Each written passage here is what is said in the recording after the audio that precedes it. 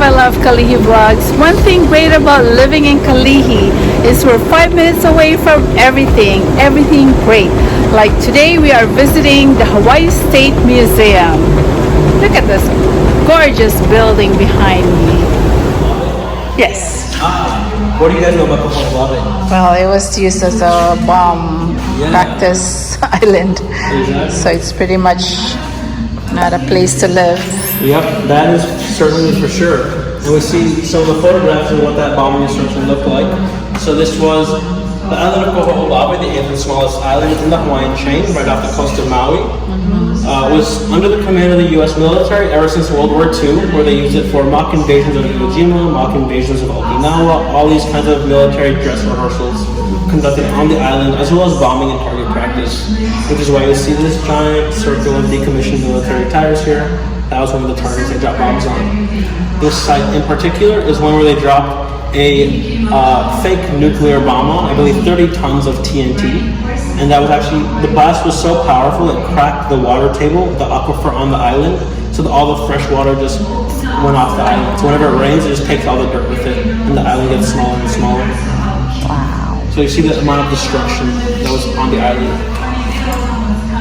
So another thing that makes this destruction particularly egregious and uncomfortable is the fact that the island of Moananuiakea was home to many places of historical relevance. So they had over 400 archaeological sites on the island of Moananuiakea. Wow. If we see up here, the one on the right, you see one of those rock carvings, the petroglyphs. Yes. Those petroglyphs are super old, and I believe they date back to the year 1200 or 1400, like way super old. And some of the oldest evidence of Hawaiian people on these islands come from Moananuiakea. So the fact that this was getting heavily bombed by the U.S. military was particularly egregious. So that's why there's a group that protect Moananuiakea Ohana, if you guys have heard of them, PKO, that came into prominence during this time in the 1970s and 80s, who took a stand against the U.S. military and practiced civil disobedience and forcibly made their way back on the island. So that's what we see over here in these books. One of the books we have as well, the Moananuiakea book. It says PKO on the side over here. It says PK on the side because this is the exact copy of the book on the issue that was given to the Protect Moananuiakea Ohana, the one copy they had on the island of Moananuiakea that passed through all the hands of the protesters. So it's a very special copy we have here today. Wow.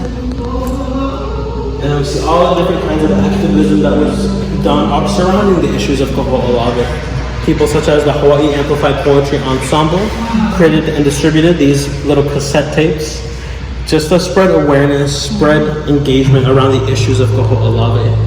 Another example, hey Richard, there's Richard Hamasaki. He does like Does he have any Hawaiian blood, or just because he's Japanese guy. Yeah, just because he's local and he just feels strongly. That's one of the huge themes of the whole exhibit, is the power of Native and non-Native collaboration here in Hawaii. That you don't have to be of Native Hawaiian ancestry to care about the land and its people. Which is what Richard Hamasaki and his brother Mark Hamasaki also believed. Which is why they were heavily engaged with this, even though they're children of military personnel. So it's interesting. Funny how that works, Wow. Posters created by Elepaio Press. God, he's so young in there. Posters by Elepaio Press. Richard and Mark Hamasaki helped work on this. And you see some of the lovely artists, poets, singers, songwriters, chanters who all appeared over here at this concert. This is the Aloha Aina concert at the University of Hawaii at Manoa. That's right. Yeah. We're trying to figure out where it was. Yeah, we thought it's by the church. No, yeah, that's definitely UH. That was UH at the time was like the hub of political activity. And so that was at the Andrews Amphitheater, which is the beautiful like Greek style natural amphitheater they have on campus, which is now like super overgrown and underutilized, unfortunately. But it's still there. There's trees that have patched or been manipulated, I suppose, in this context. So this is written by Kapolani Landgraf, and here we hear the kaneko as well. So playing from the speakers, and you can kind of follow it. So we have the Hawaiian written out wording on top, and then a partial English translation on the bottom. And you'll notice not all of the Hawaiian words are translated. And that's an effort to preserve that sacred indigenous knowledge where they believe it is correct to preserve it.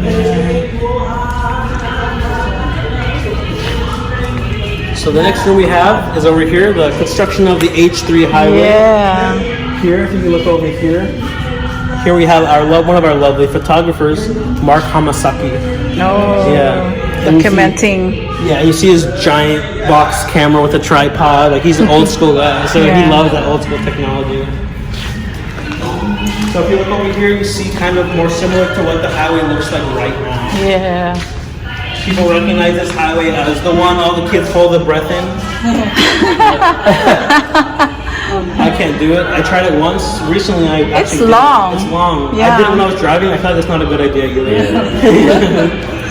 So the H3 construction was a very controversial construction, if you guys are aware. Yes, I am already here in Hawaii when they were trying to. Yeah. So all the highways in Hawaii were sponsored by the Dwight D. Eisenhower Highway Defense System Fund, which was a means to connect all the military bases throughout the United States with each other through the means of a federally funded highway system. So, So here in Hawaii, that took the form of H1, which connects Kalealoa Base to Pearl Harbor Airport area. H2 that connects Wheeler Schofield area up there back down to the airport. And then H3 connecting Kaneohe Airfield back over to the airport area. So they can, move any kind of large equipment or weaponry when they see fit. Wow, I didn't know that.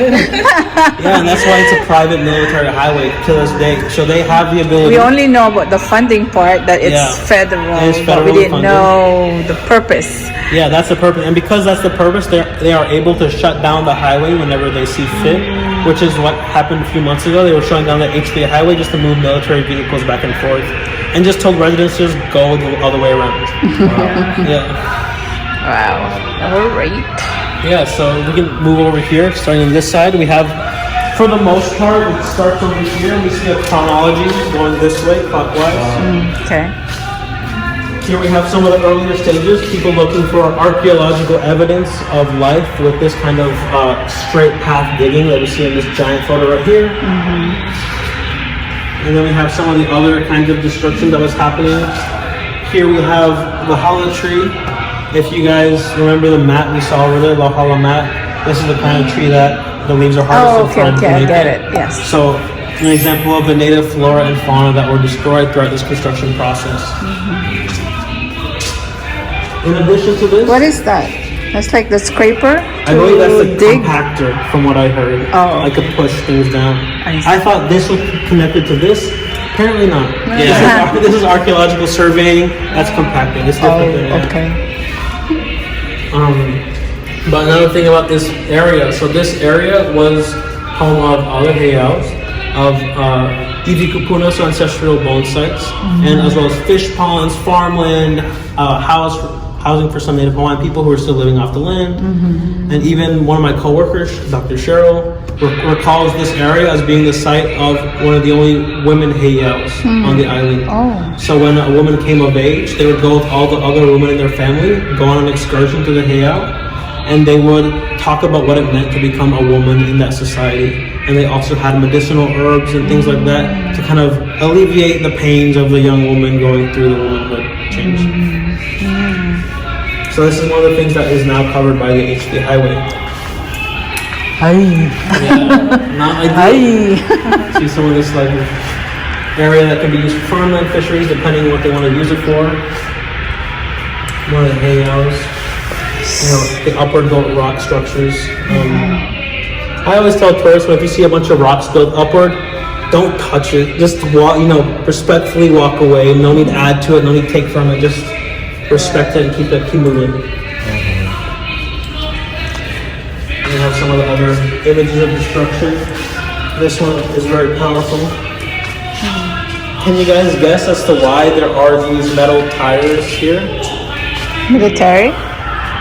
Good guess, but like why in particular would they know need why, it? because Drew told me. Yeah, I know. Drew, this is like one of the best parts. Yeah. What? Yeah, so when they found, so this is one of the heiau they uncovered through the construction process.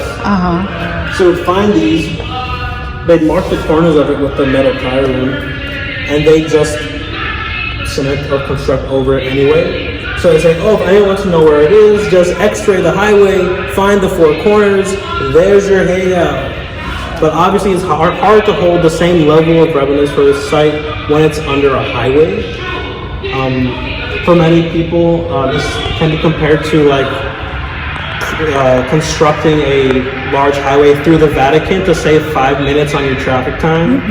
Not really worth it when you consider the culture and heritage and history that is destroyed in the process. Yeah. But at least throughout all these kinds of land struggles, there was for sure a concise response against the government for these issues. So this, my coworker, Dr. Cheryl, actually skipped school that day to go to this protest. Because, of course, she was super passionate, knowing that that's where the woman's heiau was. She thought it was really important to make it there to protest. So we always look for her in the video.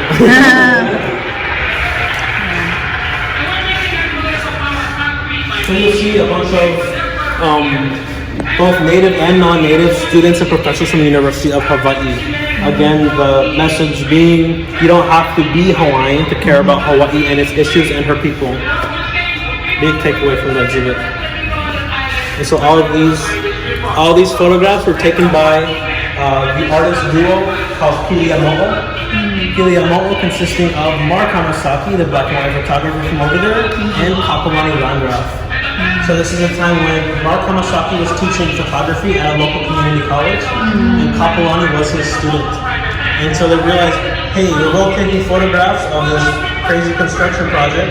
Why don't we just put our work together and just collaborate? Which is what they did. They would go every single Sunday to the construction site, and they would call it going to church. And they would take the photos when the construction crews were off work. And so the Department of Transportation tried to get them kicked off many times from the site. So Mark Hamasaki and Kapolani were so smart. They contacted the construction companies directly and were able to get permission slips from the construction companies saying that they appreciated a third-party documentation of the construction for insurance purposes. Wow. So it worked out. Good. I know, they're so smart. But they weren't able to go during construction. No. Yeah. No, not during construction. Okay. They were able to go Saturday or Sundays because and then we have this room as well. This is the Ed Greavy Moananuiakea Trask room, dedicated to this. She passed away, huh?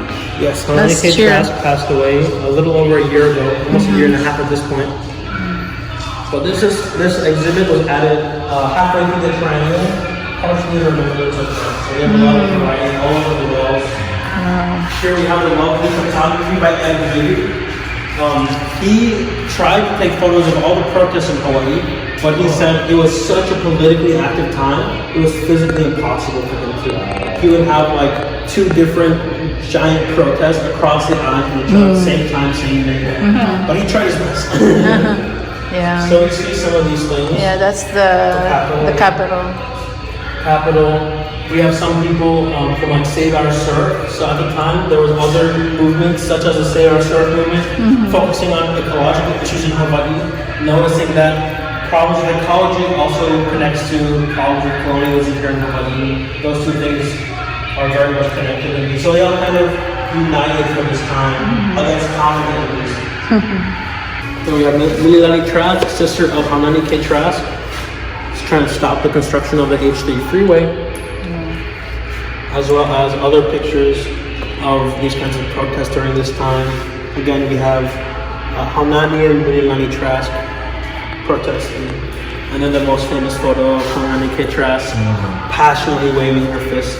What's the flag behind it? Great question, I wish I knew. That's a good question, I'm writing that one down. Next time you come in, I'll answer you. Okay. But yeah, then we have this. It makes me sad. I think it's kind of. And now it seems like nobody's doing anything anymore. Is that true, or it's just There are a lot of people doing it. I mean, a lot of the activists and Hawaiian rights organizations that I'm aware of, they transitioned from kind of like asking the government for help, and now are just making their own help. So there's like lo'ikalo initiatives. They're bringing back the fish ponds, bringing back sustenance farming, bringing back cultural ways. Especially now, I think food security is very important in every place. Absolutely, and we import like 60% of our produce from the mainland. Yeah, that's ridiculous. We have such fertile soil here. How can we do that? Exactly. Just send our produce out and bring in other produce. Doesn't make any sense. But yeah, that's the reality. But at least these things are coming back. There's a much larger interest now in bringing back the historic ways because they work. Like they just approved the first traditional like hale teaching area outdoors in an elementary school, in a public state school. Yeah, so there is movement. Oh really? Slow, but there's something. Yeah. Oh. There's still very much a lot of passionate people around these issues. Like what we see with what's happening with Red Hill. People are very much still passionate and very angry when your water comes out poisonous and looking like chocolate milk. Exactly.